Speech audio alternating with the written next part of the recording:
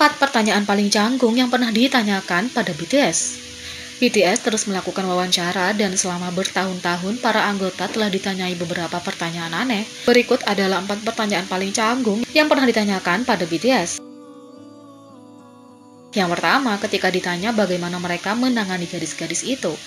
Pada 2017, Access Hollywood melakukan wawancara dengan BTS dan mengajukan beberapa pertanyaan kepada mereka. Satu pertanyaan yang diajukan adalah tentang bagaimana mereka menghadapi gadis-gadis itu. Para anggota memiliki reaksi yang lucu karena mereka hanya menertawakan pertanyaan itu.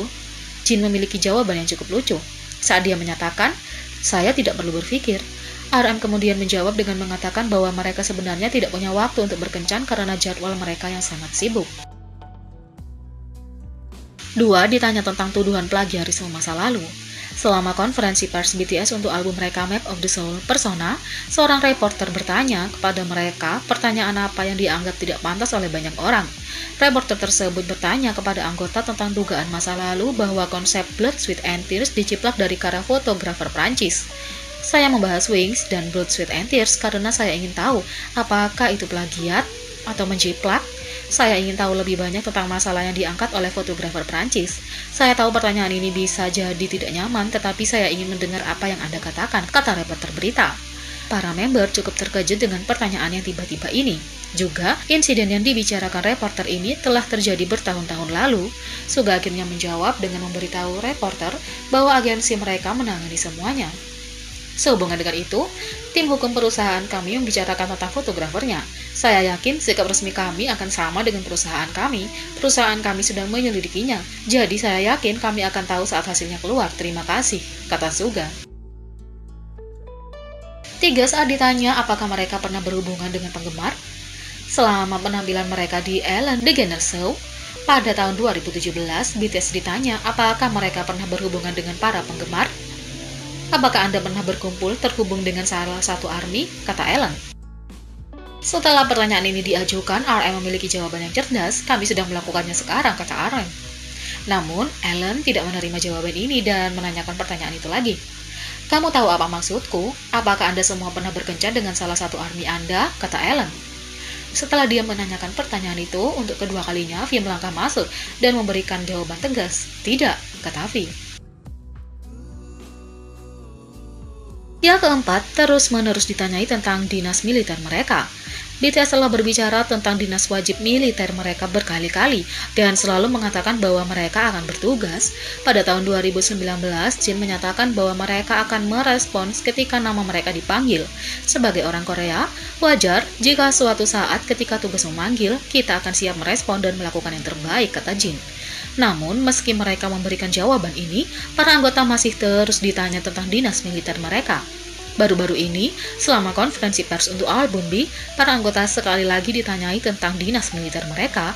Jin menjawab pertanyaan tersebut dan menyatakan bahwa mereka akan melayani ketika nama mereka dipanggil dan bahwa mereka tidak menginginkan perlakuan khusus.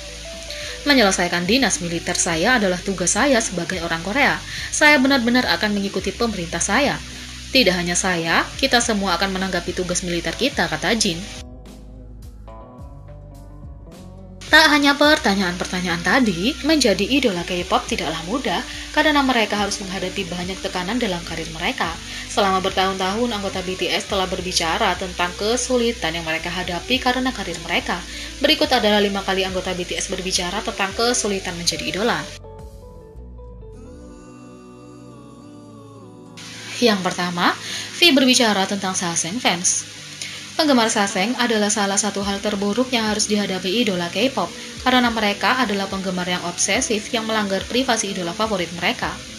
Selama siaran langsung, V berbicara tentang bagaimana para anggota menjadi sangat tidak nyaman karena Saseng fan dan meminta agar mereka berhenti mengikuti mereka.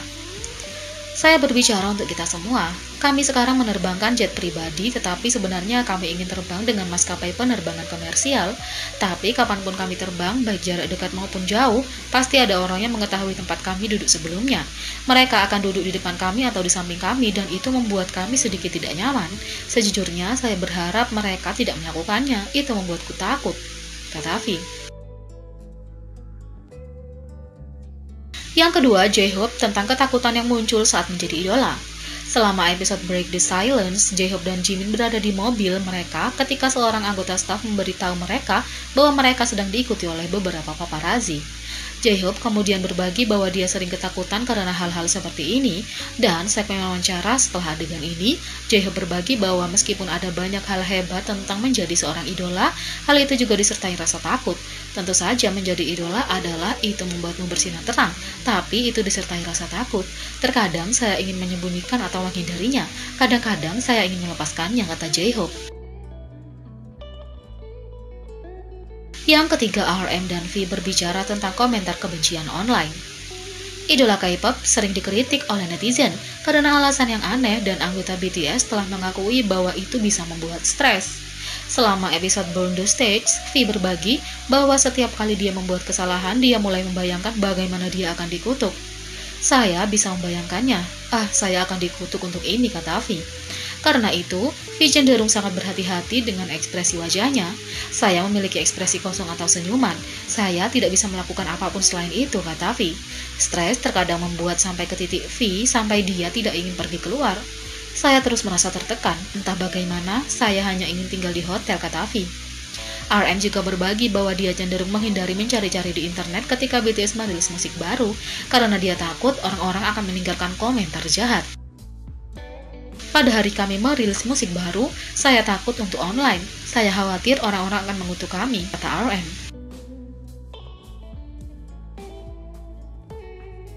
Yang keempat, RM atas reaksi yang dia terima karena menjadi idola.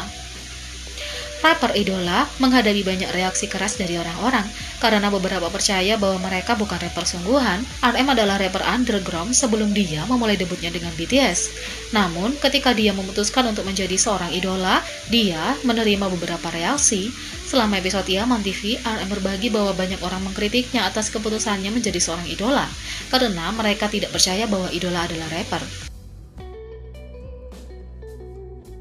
5. Jin mengungkapkan bahwa dia kehilangan banyak teman karena karir idolanya.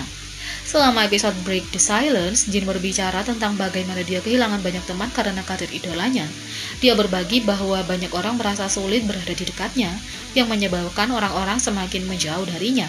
Ada banyak tekanan untuk bertemu dengan orang-orang.